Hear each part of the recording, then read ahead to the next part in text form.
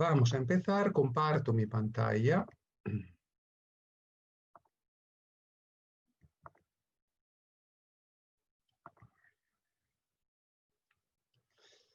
Bueno, comparto mi pantalla y simplemente pongo esta primera imagen, que es la imagen del cartel con el que se ha publicitado un poco y comunicado este encuentro de hoy, ¿no? El título, Repensem l'educació, si us plau. Y yo digo que para repensar la educación, obviamente, no podemos prescindir un poco de lo que hemos vivido este año a partir de principios de marzo, ¿no?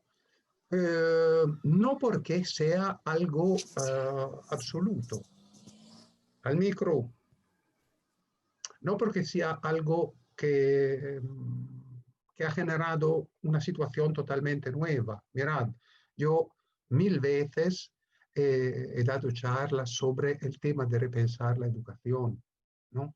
Pero creo que lo vivido en los últimos meses ha, nos, ha, nos ha hecho ver con mucha más claridad un poco unos problemas que siguen existiendo acerca del tema educativo. Por eso creo que es muy importante dar un poco una vuelta atrás por el tiempo y ver qué ha pasado estos meses, ¿no? En ese sentido, os dije que no, bueno, ya han introducido las preguntas que un poco nos acompañarán. ¿Qué escuela se ha vivido durante el confinamiento? Y por consiguiente, ¿qué educación se ha vivido? También, ¿qué se podría aprender de la experiencia de los meses pasados y cómo esos aprendizajes nos podrían ayudar, yo digo, a construir una escuela realmente capaz de cumplir con la que debería ser su función en el siglo XXI? Mirad, de hablar de la escuela en el siglo XXI no es hablar de Escola Nova 21, no es això. Es hablar de la educación en el mundo contemporáneo. Es hablar de cómo la escuela cumple o puede cumplir con una función fundamental dentro de sociedades democráticas. Por eso digo que este es un tema fundamental y por eso en el siglo XXI quiere decir en el momento que estamos viviendo y no pensar que la escuela seguirá para siempre repitiendo lo que hacía hace 150 años, porque de hecho en muchos casos es lo que pasa. Por eso, ahora vamos a profundizar todo lo que se puede y empezamos por las primeras dos preguntas, ¿no? ¿Qué escuela se ha vivido durante el confinamiento y qué educación se ha vivido? Y aquí, para empezar a tratar o a responder estas preguntas, os comparto un trocito, una frase que encontré en un artículo de un diario italiano justo en, no sé, finales de marzo, principios de abril. Traducida al castellano, esta frase dice esto: el coronavirus es una tormenta que desenmascara y revela las verdades, ofreciéndolas a la vista de todos, o por lo menos de quienes las quieren ver. En este sentido, os decía que la situación que hemos vivido los meses pasados nos ha puesto delante de los ojos una situación, o sea, una condición de la escuela o de la supuesta cultura cerca de la escuela que ya llevaba tiempo viviéndose, pero que la contingencia inesperada ha destacado, ha puesto en relieve mucho más. Entonces, metafóricamente, qué verdades nos habría revelado con respecto a la escuela. Yo digo que nos ha revelado los estereotipos, o quizás los peores estereotipos, y también, sobre todo, las obsesiones que afectan y conforman la identidad de la escuela. ¿Cuáles serían? ¿No? ¿Cuáles serían? En primer lugar, la idea de impartir contenidos como eje vertebrador de toda acción educativa.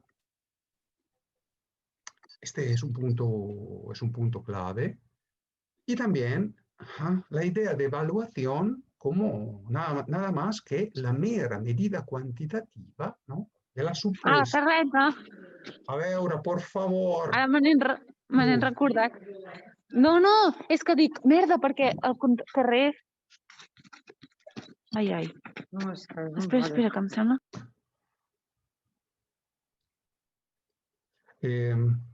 Ahora, simplemente te pido por favor que me hagas hospedador a mí, así que como oigo un ruidito voy a silenciar a todo el mundo porque esto no puede ser. Hazme hospedador porque ¿no? Si nos toca escuchar a alguien que no sea yo que dice merda, ¿no? Porque yo a veces lo digo, pero...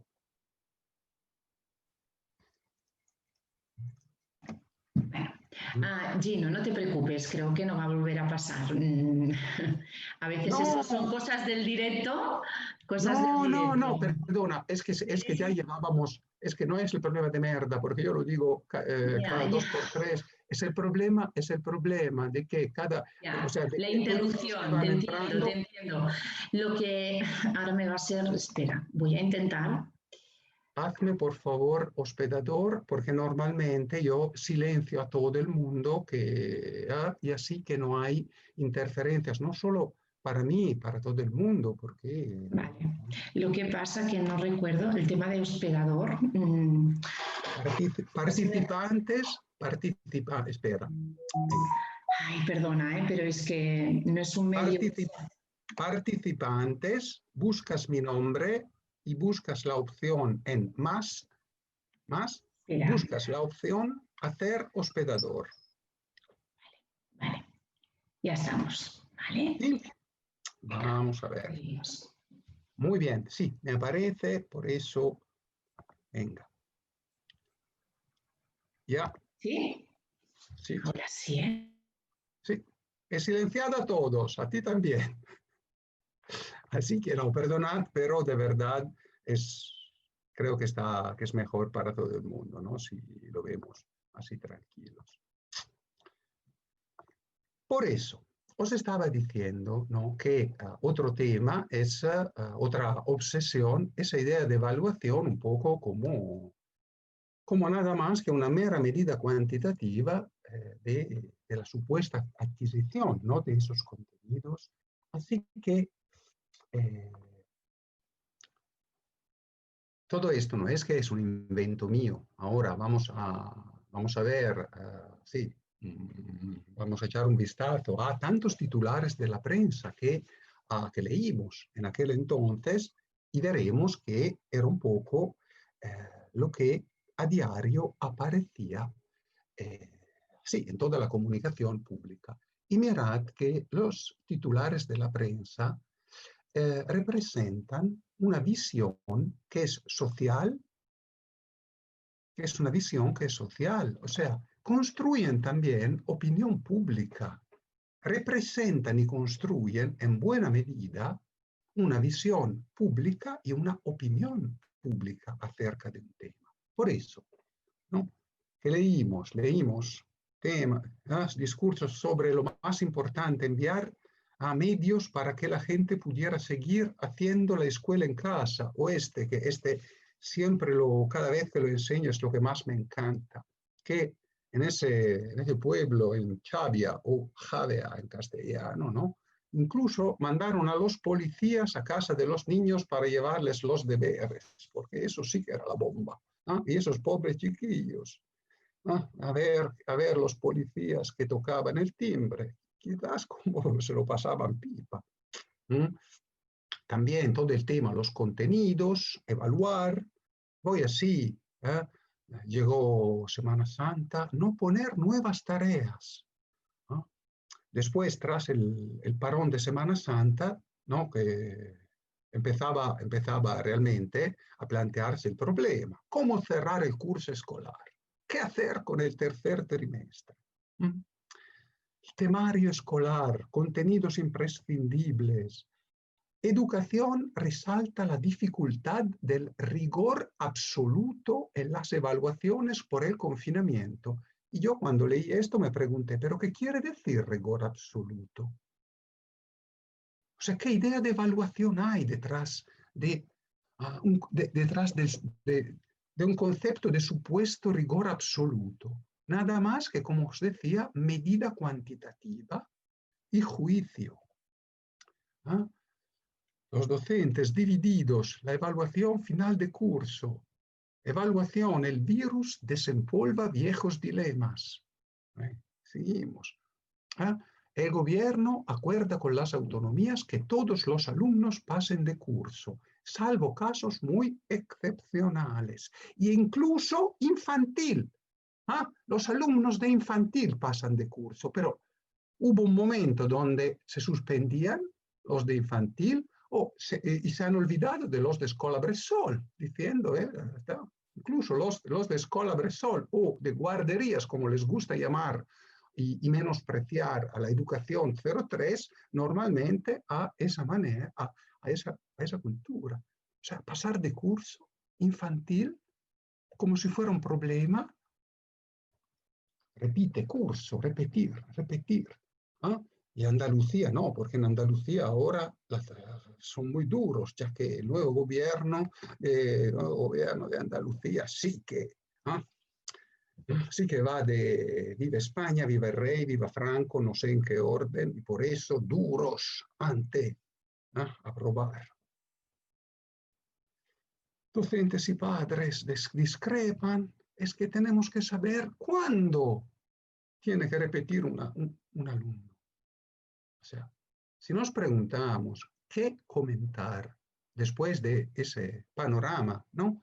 de titulares de prensa, yo digo que todo lo que acabamos de leer no hace más que confirmar plenamente un poco lo que os he dicho, lo que he introducido, que el coronavirus ha resaltado esos estereotipos y esas obsesiones, pero que están tan, no sé, ni sé cómo decirlo. Diría simplemente que conforman la identidad y la representación social y cultural de la escuela. Impartir contenidos, que ya impartir es un verbo dramático porque niega totalmente la identidad constructiva del ser humano, que si es algo que sabemos, es una de las pocas certezas que los últimos 80 años de cultura nos han dado, que el ser humano es un ser constructivo. No es un saco vacío que se llena de contenidos a través de ese gesto de impartir. También esa idea de evaluación que un poco hemos visto y comentado. Pero sobre todo esto, yo digo que nos ha devuelto la imagen de una escuela que ya no ha hecho más que aplastar la complejidad del concepto de educación, en favor de una idea de escuela como lugar que se ocupa casi exclusivamente de la instrucción. Y todo eso no es que es debido al lockdown, al confinamiento, pero lo que ha pasado durante el confinamiento es que la escuela se ha enseñado por lo que es. Este es el punto. O sea, el concepto de educación, eso sería algo mucho más complejo, abierto, importante que una sociedad tiene que ofrecer a sus ciudadanos que ocuparse simplemente de su instrucción. Pero todo aquello ha sido aplastado por esa idea de escuela. Y mirad, yo siempre intento volver a los orígenes de las cosas, ¿no? Y hablando de educación, si pienso aquí, en este país, que se supone que es democrático, ahora estoy hablando del Estado español, después diré una cosa, ¿no? Existe un punto, que es la Carta Constitucional, donde solo se plantea un objetivo con respecto a la educación, que es contribuir al desarrollo integral de la persona humana, que es algo que está en prácticamente todas las constituciones democráticas del mundo. Y estoy seguro que el día en que Cataluña llegará a ser una república, estará también en la Constitución de la República Catalana. Ese es el único objetivo. No porque lo dice Gino Ferri, porque es lo que los países democráticos plantean con respecto a la educación. Después existe la escuela que se preocupa de todo lo contrario, de los contenidos, de separar, de fragmentar y de inculcar. Y si eso lo sabíamos desde hace mucho tiempo, durante este momento lo hemos visto de una manera mucho más evidente. Es decir, o se podría también decir de esta manera, no se puede no ver, no se pudo no ver. ¿Mm?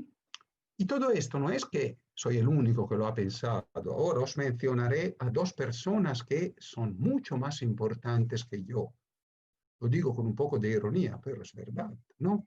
O sea, el mítico César Bona, el mejor profesor de España, prácticamente dijo lo mismo. ¿Ah? Las palabras que más salen son evaluar y contenidos.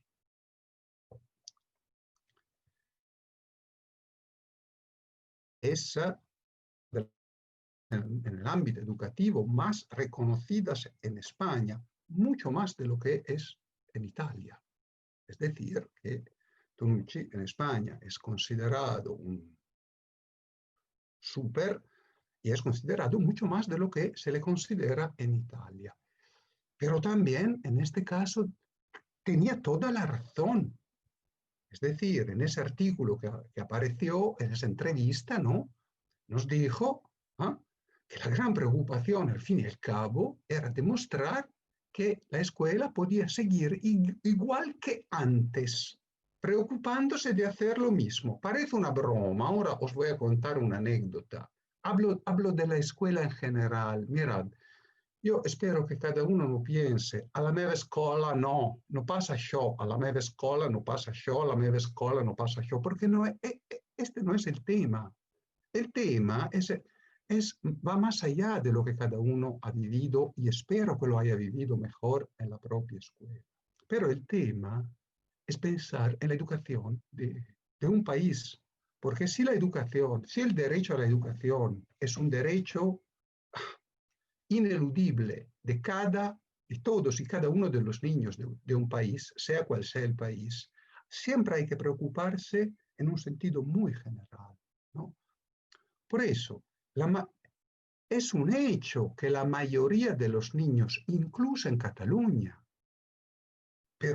para no hablar del resto del Estado español, ha vivido durante el confinamiento nada más que la repetición empeorada de lo que se solía hacer en clase. O sea, lo mismo. Y yo tengo esta anécdota que es personal, que la he mencionado ya alguna vez, porque de verdad es impresionante.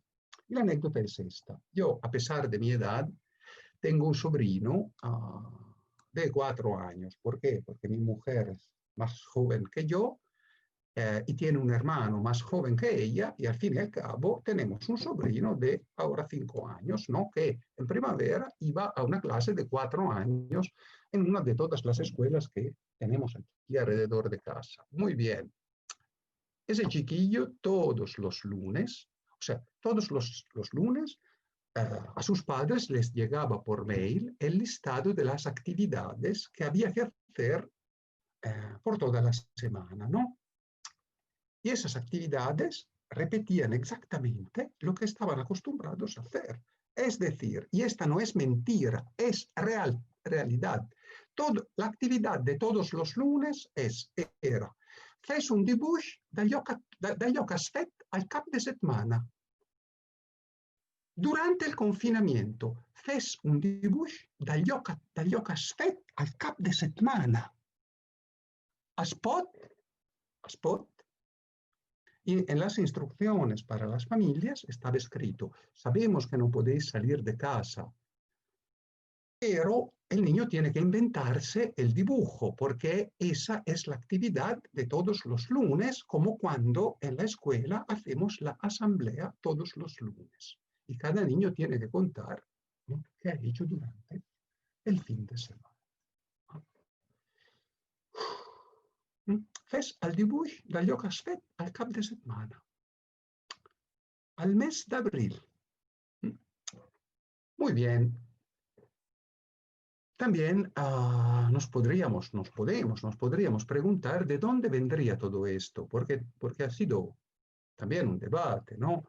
La mayoría, si vamos a profundizar, la mayoría siempre ha pensado que eso pasa debido al currículum, que lo que se hace depende del currículum.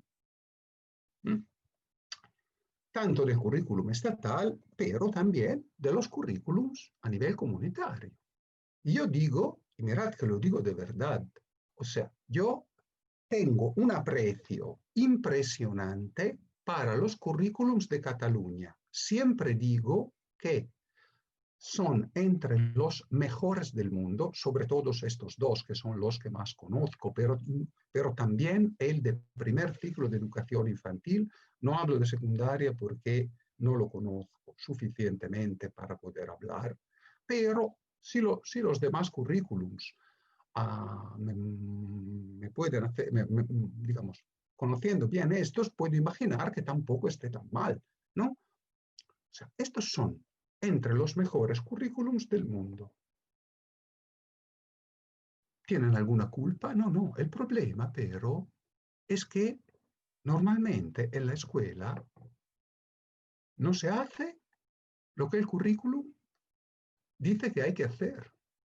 Este es un hecho, sobre todo en Cataluña. Y mirad, yo lo digo así, en Cataluña todo esto a mí me sabe mucho más mal.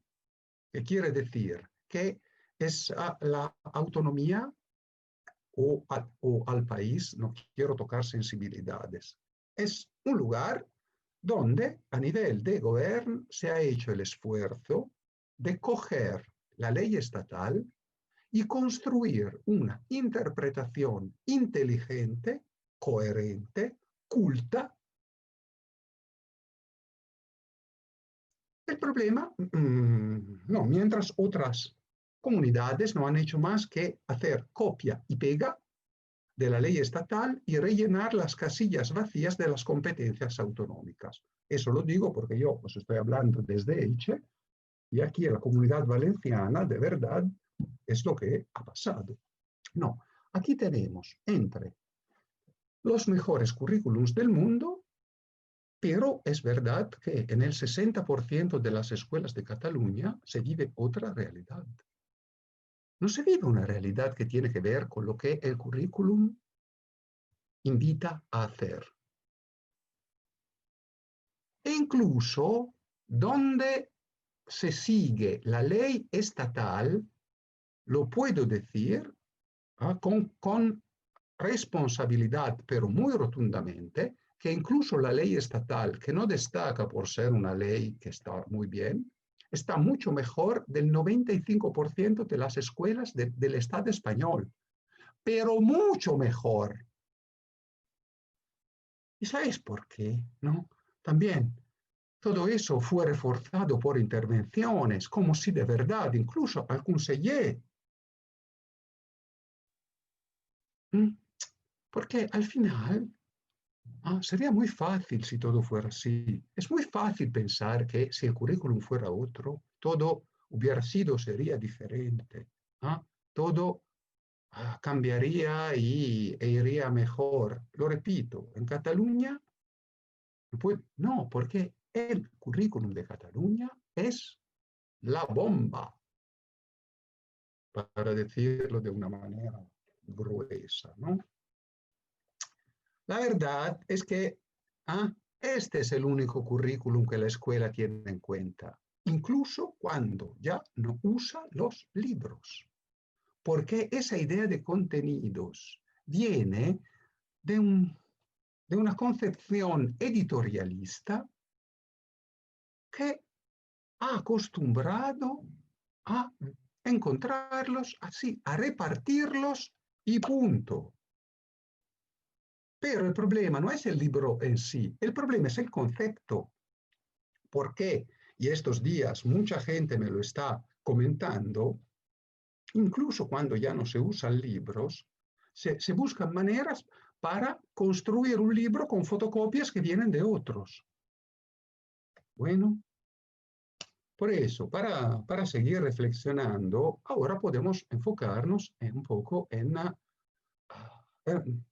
pensar en qué podríamos aprender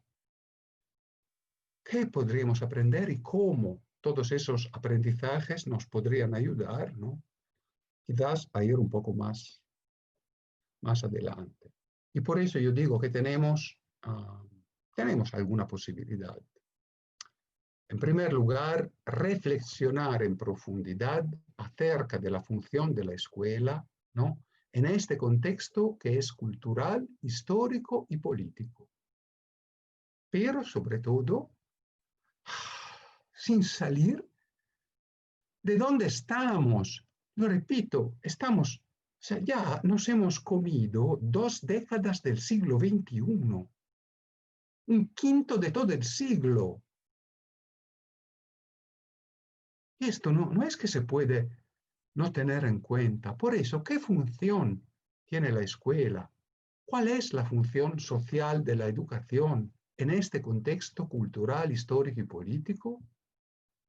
Y aquí volvemos a la idea de que no es nada nuevo, porque mirad, si miramos a pocas referencias culturales, pocas, es un tema que viene ya desde lejos. O sea, en este libro el profesor Brunner, libro de mediados de los 90, ya cuestionaba de una manera muy contundente el tema educativo. Y ponía el enfoque sobre la necesidad de replantear por completo la identidad de la escuela. Este libro más, el profesor Howard Gardner, también libro de 2006, y él no hizo más que destacar esa dimensión de constante cambio en el que el mundo contemporáneo está inmerso, y por eso esa dimensión lleva a necesitar de forma ineludible también el replanteamiento de la educación. Pero si volvemos a referencias que son de aquí, ¿no? La filósofa Marina Garcés, en este libro de 2017, a mí me encantó con solo plantear una pregunta. ¿Qué es esta? ¿Y si los humanos nos atreviéramos a repensar la relación entre educación y emancipación? Quiero decir que el tema del cambio, el tema de repensar la educación, o como el título de hoy, ¿no? Repensem l'educació, sisplau, es un tema que no viene del coronavirus, viene de una historia larga y que, como os he dicho, la situación vivida durante el confinamiento nos lo ha echado a la cara de una manera ineludible. Es por todo esto que yo creo también por 1000 razones más que la escuela, la educación debería cambiar radicalmente, ¿no? Debería revisar su identidad y su organización y debería repensar su identidad global, sus autorrepresentaciones acerca de su propia función. Lo repito, hasta que no se salga de esa idea de dar o impartir contenidos, que son dos verbos que a mí, cada vez que los escucho, me hacen poner los pelos de punta y se ve que no llevo pelos, pero que representan el pensamiento de la mayoría de las escuelas, y no por culpa de los profesores, porque los profesores en muchos casos no son más que el producto de un sistema. O sea, el producto de un sistema quiere decir han vivido, se han criado, se han construido dentro de un sistema, por eso no son los responsables. Es toda una cultura, una representación social la que hay que desmontar. Y eso conlleva repensar objetivos y finalidades. O conllevaría repensar objetivos y finalidades. También organización y espacios, porque organización y espacios son condiciones básicas que garantizan la vida cotidiana, ¿no? Esa vida cotidiana que es determinante.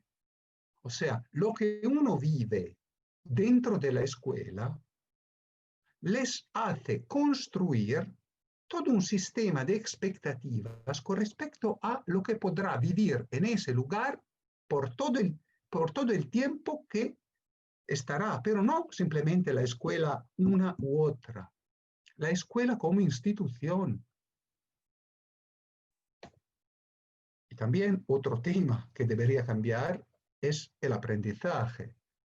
La escuela se preocupa por casi todo su quehacer del aprendizaje, pero nos hemos parado alguna vez a preguntarnos qué entendemos por aprendizaje, qué se entiende en la cultura contemporánea por aprendizaje, qué sabemos a nivel cultural según las referencias más acertadas con respecto al aprendizaje. Y también otro gran tema que debería cambiar es el tema de las representaciones de infancia que normalmente se tienen dentro de la escuela. Cuando hablo de infancia, no hablo de infantil. Siempre me toca aclararlo. Infancia es la etapa de vida que en la Convención de los Derechos del Niño del 89 se define como la etapa que va de 0 a 18 años. Por eso, la etapa que abarca toda la educación reglada preuniversitaria. Y otra posibilidad que tendríamos es la de cambiar el paradigma con respecto a los conceptos de aprendizaje y de conocimiento que actualmente son dominantes. Yo, si alguien me pregunta, o que es una pregunta que yo planteo normalmente, si me la autoplanteara, ¿no? ¿Por qué idea de aprendizaje y conocimiento debería apostar la escuela? Yo lo escribí en este libro mío, y hablé y hablo de conocimiento como relación. O sea, aquí tenemos una larga tradición filosófica sobre el conocimiento que nos ha ayudado a comprender mejor todo esto. Pero en el momento en que pensamos en el conocimiento como en una relación que se construye entre un sujeto y su entorno entendido como objetos, fenómenos, ¿no? Sucesos de la realidad, que que quiere comprender. Que quiere comprender. Porque el tema de comprender es fundamental. Y en esta frase que se ve aquí abajo, yo creo que encontramos un poco un punto clave. Es decir, o sea, de verdad, el motor de cualquier auténtico proceso de conocimiento no es ni debería ser el mero querer saber, ¿no? Que ese es un problema que afecta mucha supuesta innovación educativa, ¿no? Sino el querer comprender. Y mirad que tampoco es algo nuevo, porque ya fue de Crowley en la historia del pensamiento pedagógico quien empezó a enfocarse en ese tema de la comprensión del propio entorno como motor de todo auténtico proceso de conocimiento. O sea, no es un invento, ¿no?, de Gino Ferri o del chiflado Gino Ferri. Pero hay más, hay mucho más, en el sentido de que los humanos como especie, sí hemos llegado aquí, ¿no? Una tarde de un lunes de octubre de 2020, viviendo una situación como la que hemos vivido, pero queriendo también seguir evolucionando, y por eso nos encontramos a través de este medio, de esta tecnología. Si los humanos hemos llegado aquí y no nos hemos quedado en los monos que éramos, y no nos hemos quedado en los monos que éramos, es porque desde siempre hemos querido comprender, no saber, comprender el mundo que nos rodea, comprender la realidad que nos rodea, para interactuar con ella y adaptarnos de forma positiva y transformativa. Que eso se haya hecho bien o mal es secundario con respecto a este discurso. El problema es que es el deseo de comprensión, y por eso nos deberíamos preguntar cuánto la escuela realmente sabe promover el deseo de comprensión, o cuánto se queda con el mero que voleu saber, ¿no?, típico de muchas maneras de pensar en los proyectos, ¿no? ¿Qué sabem? ¿Qué volem saber? ¿Cómo sabem? O sea, es mucho más, está claro que es más complicado, pero es lo más digno que la escuela debería hacer, promover el deseo de comprensión del mundo, de la realidad y de la vida. ¿Ah?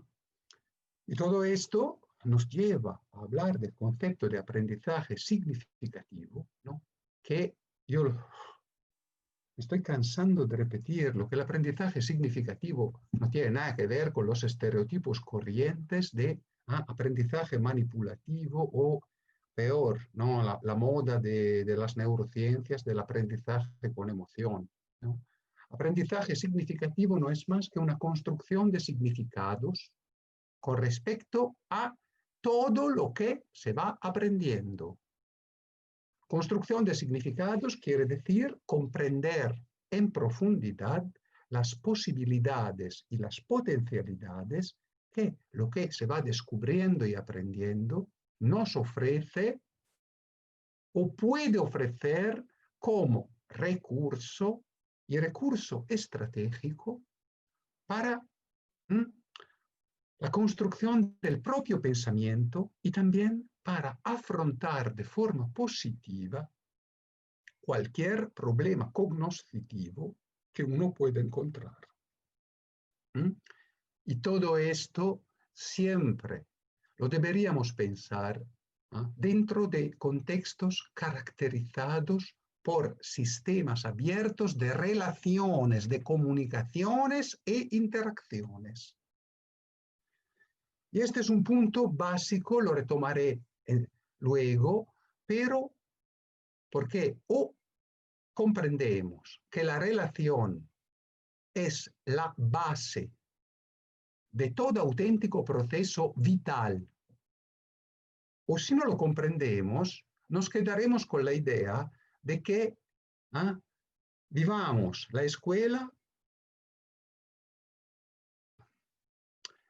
del distanciamiento social como algo que al fin y al cabo no pasa res.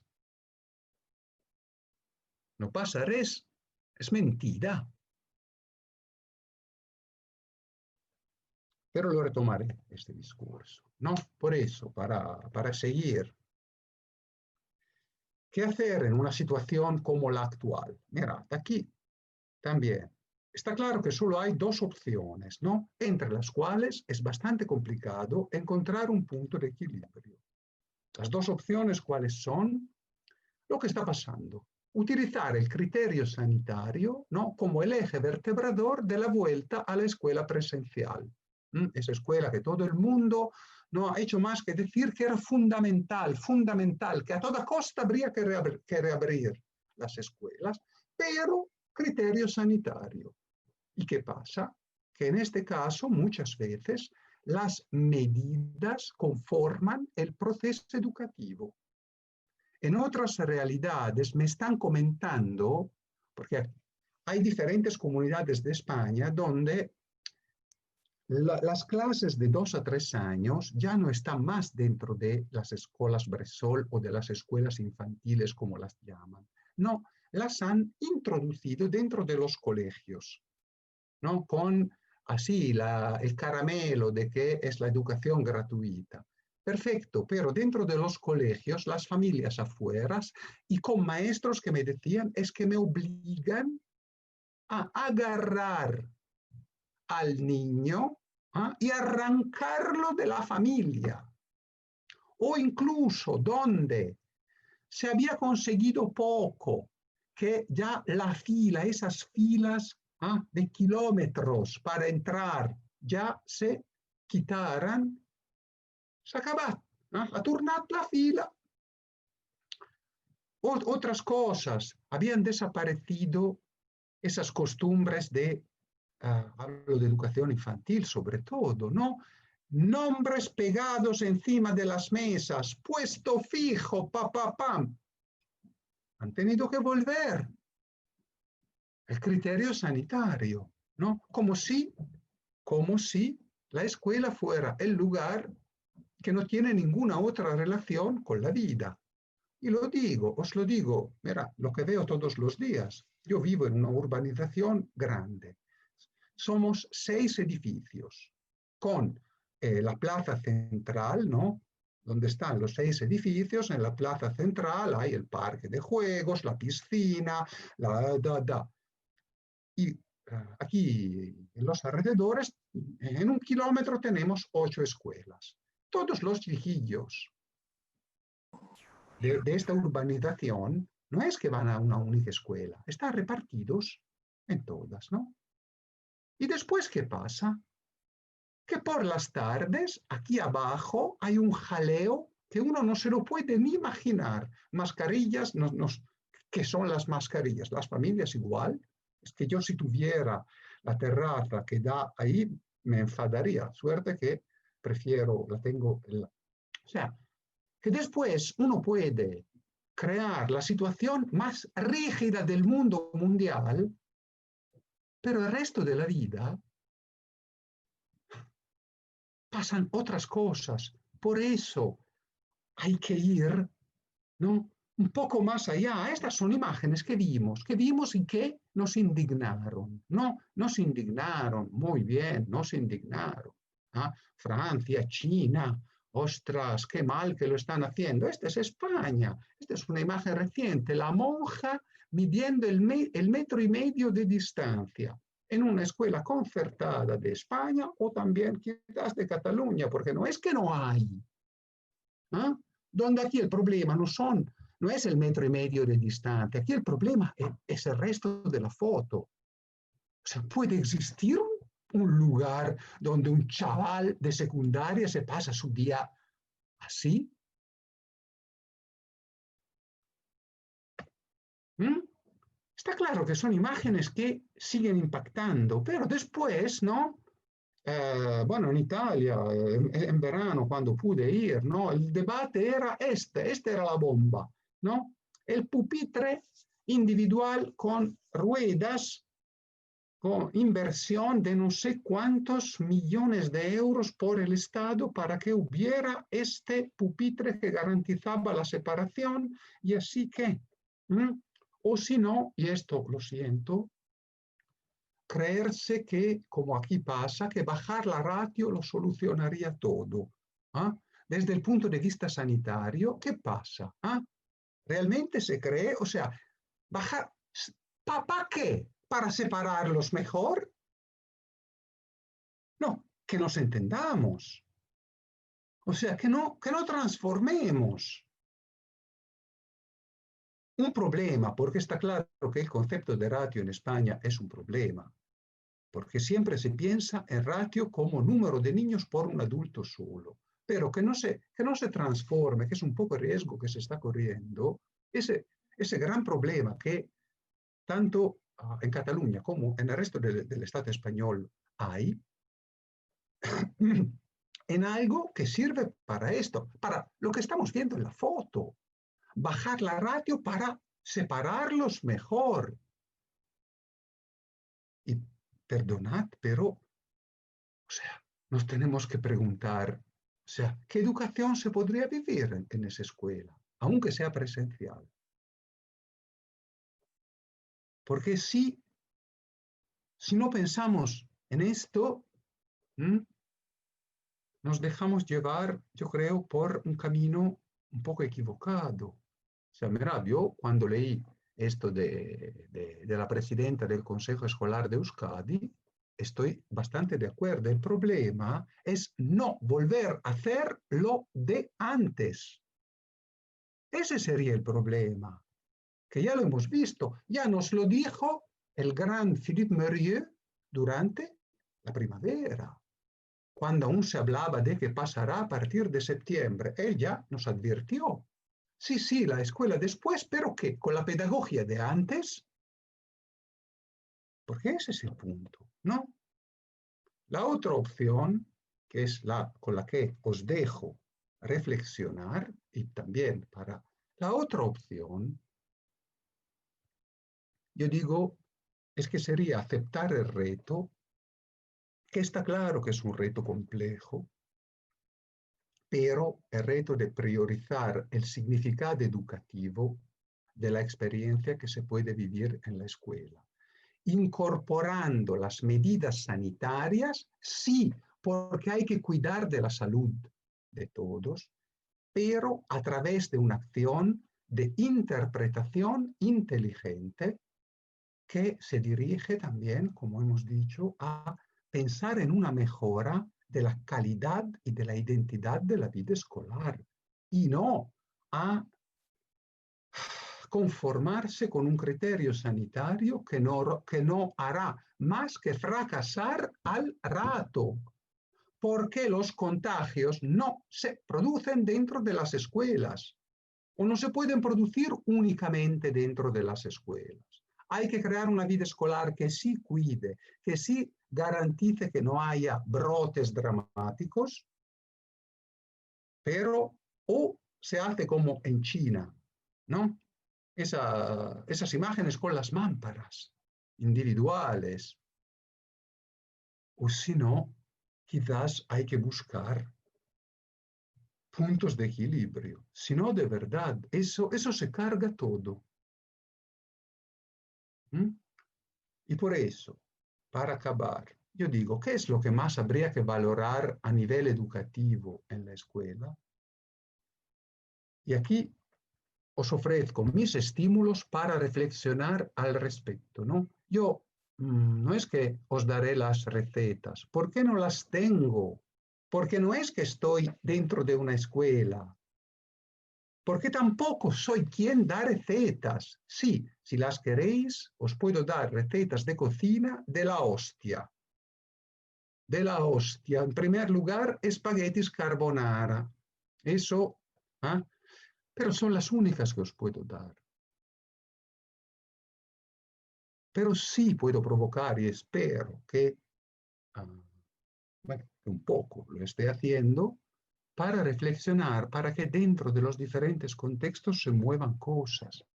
Y yo digo que lo primero es o sería lo de valorar la dimensión relacional como el eje vertebrador del proceso educativo. Si perdemos la relación, perdemos la escuela y la vida. Y no porque lo dice Gino Ferri. Siempre lo digo porque la relación es la base, ¿ah?, del desarrollo de la persona en todos sus aspectos, a partir de la identidad personal hasta el conocimiento. Llevo años mencionando ese hecho que sabemos los humanos, que somos la única especie que nace con el cerebro desarrollado por el 25%. El resto, es decir, el 75%, se desarrolla después del nacimiento a través de la cantidad y de la calidad de las relaciones, de las interacciones con el entorno físico, humano y social. Las demás especies animales nacen con el cerebro desarrollado prácticamente al 100%. Es el cuerpo lo que se desarrolla. ¿Por qué? Porque las demás especies animales tienen que llegar a ser totalmente autónomas cuanto antes. Es una cuestión de sobrevivencia. Los humanos hemos ido evolucionando hasta mudarnos, ¿no?, hacer mutaciones que nos han llevado a ser dependientes de las relaciones que sabemos o que podemos o que nos permiten vivir. Y entonces, todo eso no puede estar fuera de la escuela. La dimensión relacional, y no es que solo hablo de relaciones sociales con los amiguitos, relaciones en todos los sentidos, cognoscitivas, sensoriales, que cada uno ponga las palabras que quiere, porque la relación no es más que la manera de entrar en contacto con todo lo que nos rodea. Bueno, y también, como os he dicho antes, fomentar el desarrollo de aprendizajes entendidos como descubrimiento y construcción de significados. Basta ya con creer que te enseño que 2 más 2 hace 4 y tú lo has aprendido, o que la tabla de multiplicar de por sí. Ayudémoslos a construir significados, si no, seguirá pasando lo que ha pasado al 80% de vosotros, que os machacaron con la raíz cuadrada, a mí también, y nadie tiene ni idea de cuándo en la vida real la raíz cuadrada se puede convertir en un recurso que me permite hacer algo. El significado de las cosas, no la mecánica. La mecánica debería venir después del significado. Y el significado, si te lo explico yo, te entra por un oído y se sale por el otro. El significado se construye en un contexto cuando lo comprendo. Después desarrollaré la mecánica o las mecánicas. Por eso habría que transformar el papel de los adultos, ¿no?, en provocadores de ocasiones para que sea posible ese descubrimiento y construcción de significados. Estos son retos que seguimos teniendo, más aún a día de hoy. Los teníamos desde hace mucho tiempo, pero más aún a día de hoy, justo porque es una situación complicada como la que se está viviendo, arriesga cargarse incluso lo poco que se había conseguido. Bueno, dicho todo esto, me paro aquí porque he visto que son las 7:10 casi, no me gusta, o sea, me gusta ahora un poco que haya momento de debate o de preguntas o de comentarios y así. Por eso,